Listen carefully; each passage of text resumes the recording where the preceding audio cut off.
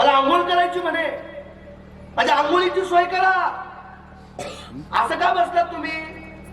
2 दिवस झालं मी पाहतो तुम्ही माझ्याकडे येताय जाताय विचारताय काय मला, तुम्ही फक्त जेवायला करतात, मला आंघोळीची सोय करायची विचार नाही केला. हाताला दगड वाढत पडले. स्वामीजी चला ना घरी चला.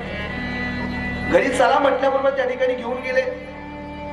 आंघोळ करण्याकरिता पाणी त्या ठिकाणी घेऊन आलेले. नसलं तरी इथून पाणी घ्या. पाणी घेऊन त्या ठिकाणी आलेले. स्वामींना त्या ठिकाणी खाली बसवलेलं आहे. लक्ष असू द्या बरं, बाकीचं बाजूला ठेवा. स्वामीजी त्या ठिकाणी स्वामीजींना खाली बसवलेले आहेत. त्या ठिकाणी स्वामीजी बसले, डोळे बंद केलेले आहेत. पोटामध्ये वेदना चालूच आहे. खाली वाकत होते वरती होत होते, खाली वाकत होते वरती होत होते. पोटामध्ये वेदना चालू आहे. पोटाला एक हात लावलेला आहे आणि सोळप्पा त्यांचा हात धरतात. त्यांना माहिती आहे त्यांच्या पोटात दुखतंय तरी सुद्धा हात धरतात. सोळप्पा बाळप्पांचा हात धरा, हात धरता. दोन्ही हाताने धरत होते, दोन्ही हाताने धरायचे. त्या ठिकाणी पोट दुखतंय तरी सुद्धा त्या ठिकाणी स्वामींना आंघोळ घालायची. त्या ठिकाणी दोन्ही हाताने त्या ठिकाणी सोडून आंघोळ घालायला सुरुवात केलेली. गरम पाणी आणलेलं आहे. आणि अनिल भाऊसाठी टाळी वाजवता जोरात एक टाळी झाली पाहिजे. आज स्वामींना तुम्ही गरम पाणी घातलं ना, शेवटच्या श्वासापर्यंत स्वामी तुम्हाला कधीच विसरणार नाही. बरं दादा, टाळी वाजवा, एकदा जोरदार टाळी वाजवा. सर्वांनी टाळी वाजवा. त्या ठिकाणी पोटामध्ये व्यथा होतात. खाली बसतात बाळप्पा, उठतात खाली बसतात, उठतात खाली बसतात, उठतात. लक्ष असू द्या, खाली बसतात उठतात. त्या ठिकाणी बाळप्पांचं आंघोळ घालणं चालू आहे. वेदना पोटामध्ये त्या ठिकाणी सहाय्य वेदना त्या ठिकाणी होतो. इकडून या बाळप्पा, इकडून या. त्या ठिकाणी वेदना होत असताना पोटाला एक हात आहे. त्या ठिकाणी स्वामींना कळते सर्वस्व हे जाणू शकत नाही का? प्रत्येकाच्या हृदयात स्वामी बाबा आई त्यांना माहितीच नाहीये. पण तरी सुद्धा त्या ठिकाणी बाळप्पा खाली बसतात, खाली उठून उभं राहतात, खाली बसतात, पोटाला हात लावतात. ते पोट दुखतंय त्यांचं आणि पोट दुखत असताना त्या ठिकाणी स्वामींना सगळं माहिती. कोणतरी स्नान चालू आहे. गंगेचे यमुनेचे व गोदावरी सरस्वती स्नान चालू आहे. त्या ठिकाणी स्नान चालू असताना पटपट पटपट पाणी घाला. त्या ठिकाणी स्वामींचं त्या ठिकाणी स्नान चालू आहे. तेवढ्या बाळप्पा त्या ठिकाणी पोट दुखायला लागलं. त्या ठिकाणी हातामध्ये पाण्याचा ग्लास तसाच त्या ठिकाणी पोट दुखायला लागला म्हणून दमदिशी पाण्याचा ग्लास आणि अंग जमिनीवर सोडून दिलं. दमदिशी अंग जमिनीवर सोडून दिलं. पाणी सोडून दिलं. पोट त्या ठिकाणी सोळप्पांनी त्या ठिकाणी धरला. स्वामीजी उठून उभे राहिले. पाहिलं तर काय झालेलं आहे म्हणून विचारलं. खाली झोपलेले, पोटाला हात लावलेला. त्या ठिकाणी व्याकुळ होतात, गरबडा खाली लोळतात लोळतात लोळतात. मागं सरका स्वामी, मागं सरका. खाली लोळायला सुरुवात केली. पाय त्या ठिकाणी वाकडे तिकडे करू लागले. असह्य वेदना त्या ठिकाणी व्हायला लागले. आता करायचं काय? स्वामीजी पाहतात आहे. स्वामीजी पाहतात. एक हात वरती कमरेवर आहे. त्या ठिकाणी त्यांनी पाहायला सुरुवात केलं. सोळप्पांनी त्या ठिकाणी खाली बसून पोट धरू लागले. काय झालं विचारपूस करायला लागले होते. पुढे कोण करायला त्या ठिकाणी काय झालं त्या ठिकाणी पाहायला सुरुवात केली. त्या ठिकाणी पोट आधार वेदना त्या ठिकाणी होतात. खाली त्या ठिकाणी पुढे लोळायला सुरुवात केलेली आहे. बाळप्पांनी विचारू लागले काय झालं बाळप्पा? सोळप्पांनी सांगायला सुरुवात केलं स्वामींना. त्या ठिकाणी सांगायला सुरुवात केलं. तुम्ही आंघोळी नाही घ्यायच्या आत बाळप्पांचं पोट दुखत होतं, पण त्यांनी सांगितलं नाही. का तर तुमची आंघोळ राहिली असती ना, काय सेवा म्हणावी बाई. आंघोळ राहिली असती म्हणून सांगितलं नाही महाराज, सांगितलं नाही. स्वामी म्हटले बाळप्पा अरे मी आहेच ना, भीतोस कशाला? येऊ नकोस, मी तुझ्या पाठीशी. तुला काहीच का होऊ देणार नाही बाळप्पा. स्वामीजी खाली बसले. पोटावरती जर पाहिलं, पोटावरती पाहिलं त्या ठिकाणी हात ठेवला. सोळप्पा बाजूला झाले. पोटावरती हात ठेवला. संतांनी पाहिलं तरी उद्धार आहे. मी मग बोलून गेलो. त्यांचा स्पर्श जरी झाला तरी त्या ठिकाणी कोणी नसू द्या तरी आपला उद्धार आहे. पोटावरती हात टेकवल्या बरोबर त्या ठिकाणी त्यांना बरं वाटू लागलं. आज उठून बसले बाळप्पा. स्वामींचं दर्शन घेतलं. स्वामींचं दंडवत केलं. त्या ठिकाणी पाय पसरून त्यांचं दर्शन घेतलं. पाय पसरून पाय साष्टांग एकदा स्वामी समर्थ महाराज की बसून त्या ठिकाणी स्वामींना म्हणू लागली, स्वामी तुमच्यामुळे मी वाचलो बरं. कित्येक दिवसापासून मला आजार आहे हो, कित्येक दिवसापासून पोट दुखते स्वामी. सर्वांना माहिती, पण या पोटाच्या वेदना त्या ठिकाणी मला आराम पडू देत नव्हता, पण तुम्ही हात लावल्याबरोबर त्या ठिकाणी माझं पोट राहिलं. स्वामींच्या मुखातून वाक्य बाहेर पडलं, बाळप्पा हे सर्वस्व तुला त्या ठिकाणी होणार त्रास आहे ना, हा लांबच्या पासून नाही जवळच्या पासून आहे. आज्या स्वामी कधीतून एक वाक्य घेऊन जा, लांबच्या पासून सावध नका राहू, जवळच्या पासून सावध राहा.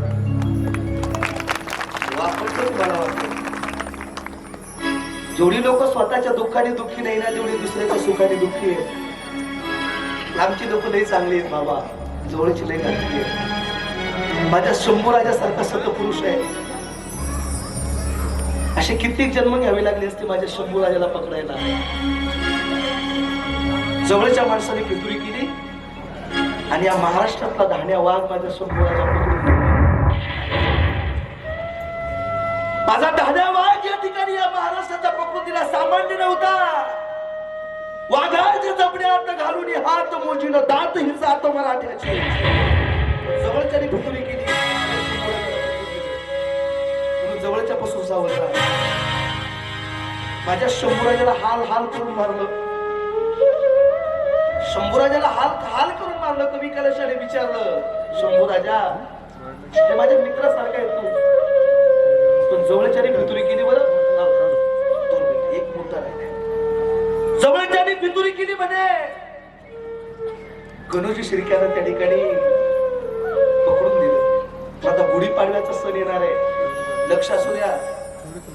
काही लोक वेगवेगळ्या पद्धतीने त्या ठिकाणी करत असतात. काही लोक म्हणतात गुढीपाडवा साजरा नाही करायचा. गुढीपाडवा म्हणजे आपलं नवीन वर्ष आहे. झाडांना सुद्धा पालवी फुटत असते या गुढीपाडव्याच्या दिवशी. त्या ठिकाणी गुढीपाडव्याच्या दिवशी झाडांना सुद्धा पालवी फुटत असते. म्हणून आता गुढीपाडव्याचा पवित्र असा सण त्या ठिकाणी परवा दिवशी येतोय. परवा दिवशी असा सण त्या ठिकाणी येतोय. असा पवित्र असा सणाचं त्या ठिकाणी तुम्ही आम्ही मोठ्या आनंदाने स्वागत केलं पाहिजे. असा पवित्र असणारा सण आहे गुढीपाडवा. या गुढीपाडव्याच्या दिवशी काही लोक म्हणतात गुढीपाडवा त्या ठिकाणी सण साजरा नाही करायचा. त्या ठिकाणी असं चांगलं असणारं प्रतीक म्हणून त्या ठिकाणी हा गुढीपाडवा आहे. पण जवळच्या माणसाने फितुरी केली. या महाराष्ट्रातला मातीतला एक त्या ठिकाणी ढाण्या वाघ माझ्या शंभूराजासारखा सतपुरुष या महाराष्ट्राच्या मातीतून मावळला. पण जाताना एक वाक्य लई गुढ होतं, आज जर माझा बाप जिवंत असता तर मला सोडवण्याकरिता आलाच असता. मुखातून वाक्य राहिलं, बापाचं काय करत. जवळच्या माणसापासून सावध राहा. स्वामींनी बोलायला सुरुवात केलं, बाळप्पा कुणाच्या घरी जेवला होता, कुणाच्या घरी जेवला होता तू. म्हणजे काय झालं, अरे विष बाधा केली तुला, याच्या आधीच तू गेला असता. पण आमच्या संकटीत आलायत ना, घाबरू नकोस, देऊ नकोस रे, मी तुझ्या पाठीशी आहे. देऊ नकोस, मी तुझ्या पाठीशी आहे. तर काही नाही होऊ देणार, तू माझी सेवा करतो ना निस्सिम भावनीने. सेवेकरी मंडळी लक्षात असू द्या, निस्सिम भावनीने तुम्ही सेवा करतात ना, भाऊ स्वामीजी तुमच्या माघारी आहे. शरण आला बाळप्पा, शरण आला स्वामी, तुमच्यामुळे माझा प्राण वाचला हो, तुमच्यामुळे प्राण वाचला. नाही तर आज मला या ठिकाणी प्राणाला मुकावं लागलं. सामान्य नव्हते स्वामीजी. विष त्या ठिकाणी बाहेर काढतात, मग काढून दिलं जगाला.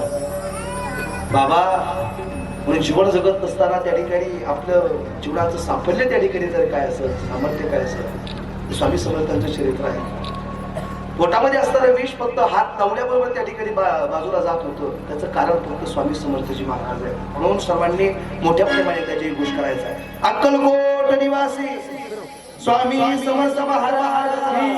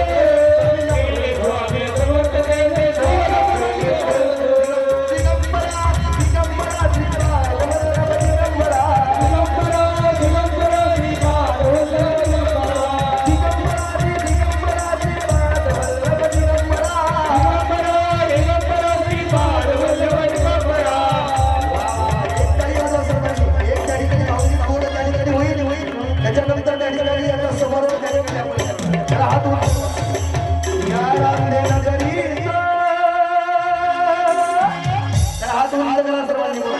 ज्याला आनंद घ्यायचा ते म्हणून उभं राहावं ना. आनंद परत नाही मिळणार, परत नाही मिळणार. या रामदेवा घरी जय हो. भजनगरावर आम्ही रचलेलं हे गीत या ठिकाणी जोडे. या रामदेवा घरी काय